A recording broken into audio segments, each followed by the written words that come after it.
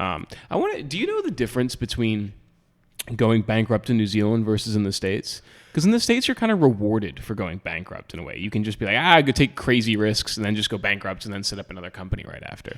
But there's jail time here in New Zealand for that, right?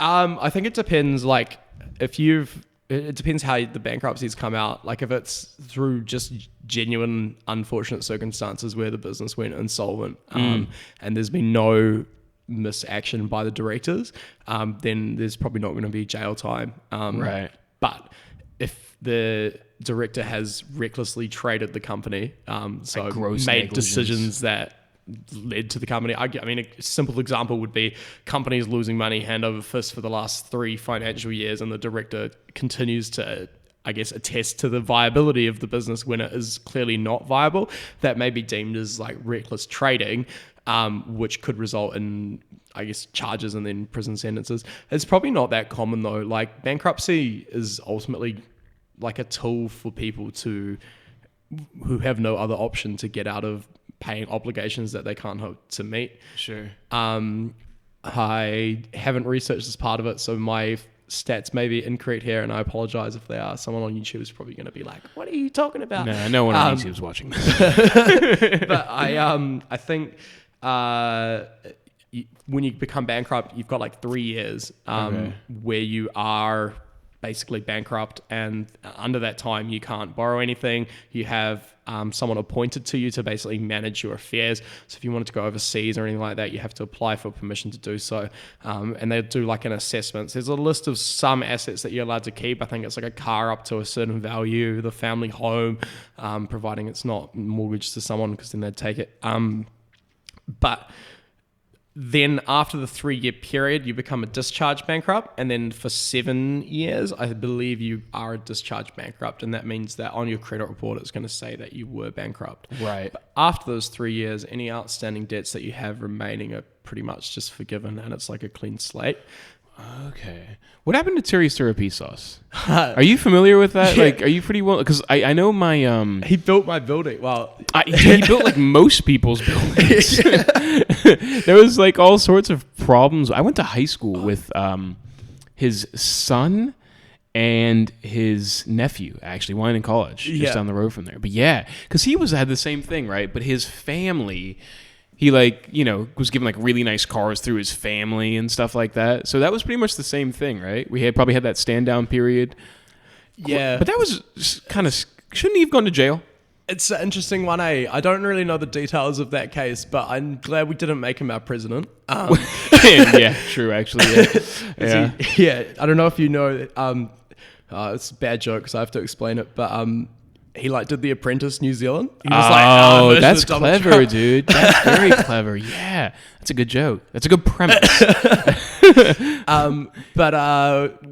Yeah, when I used to work at BP when I was a lot younger, and that was around the time that he was made bankrupt. Yeah. And I remember he would come in with a flash new Jaguar, like when he's all over the newspaper and for being bankrupt, and he'd fill it right to the top. Petrol, right, multiple times a week. It's like, you're not bankrupt, man. Yeah. Didn't give a shit. I know my parents kind of, because they had an apartment in town, and he didn't pay the insurance on anything. So we had loads and loads of issues with the building because no one was paying for like the repairs to be done, like the lift would break or something like that. What a fucking nightmare. I wonder what he's doing now. He's probably living on an island somewhere. Probably. I know he was living in Auckland, and like his brother was giving him like loads of free shit and stuff like that. The last newspaper article I read about it said that was something about repossessing the house that his mother was living in, and they like threatened the person that was trying to repossess it or something. I don't remember the details, but it was a wild article. Like, that was like a few years ago, right? Maybe like 2 or 3. I think I read that as well. He's kind of faded away from the books, hasn't he? Jesus, that was a household name back in the day. Stirrupisos. Jesus, man. Poor guy. I'm sure he's still doing better than most of us, let's be honest. Honestly, yeah, probably. He was kind of like I feel like the epitome of like the Auckland rich scene. Yeah, and it's like kind of weird in New Zealand. I feel like if you go to, I guess, parts of America or even Australia, wealth is like very pronounced and people flaunt it. But like in New Zealand, it's obvious that there's some there, but people don't go around like wearing Gucci coats and having Louis Vuitton bags. But that guy definitely did. He was like, I'm rich. Like, yeah, look at motherfucker. Me. Woo! Look at my jacket. Yeah, he didn't care at all, right? But that's so true because here in New Zealand, we don't really have like a culture of flaunting wealth. And I guess it kind of like ties back into the whole tall poppy syndrome. I think also probably a lot of wealthy people historically were farmers and more modest. Yeah. Yep, you're probably right. Yeah. Here's a weird thing, right? Like in the States, everyone who was deemed like an essential worker is just paid the shittiest.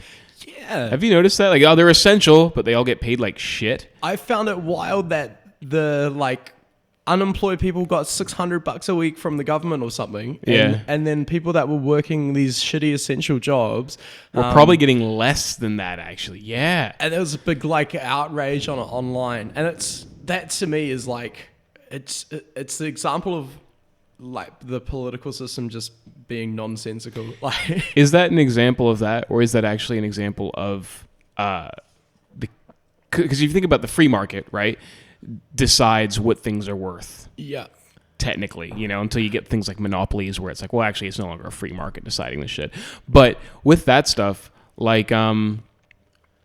it's I feel weird delving into this because I don't want to become like a political player in any way. But you get it's basically the skill of the labor, right? And the skill and unfortunately, checkout assistants and everything like that are 100% essential and they're needed.